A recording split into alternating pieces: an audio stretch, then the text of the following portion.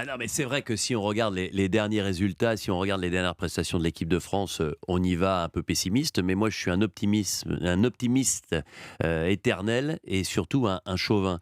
Donc, je préfère. C'est ça qui peut nous sauver. Voilà, exactement. Non, non, je préfère penser à la préparation de cette équipe de France. Sur les matchs du tournoi Destination, ils arrivent tous de leur club, ils s'entraînent à peine 2 jours et ils disputent les matchs avec le maillot bleu. Là, ils se sont entraînés pendant plusieurs semaines. Je pense qu'il y a une vraie cohésion. Je pense qu'il y a l'apport de Fabien Galtier comme entraîneur adjoint auprès de Jacques Brunel.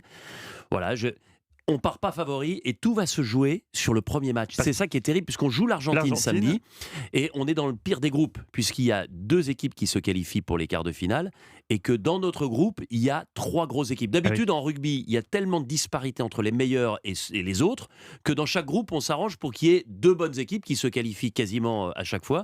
Là, nous, on a 3 équipes très très fortes. Il y a l'Angleterre qui fait partie des nations favorites. Il y a l'Argentine qui nous a jamais vraiment réussi en Coupe du Monde. Et puis, il y a nous.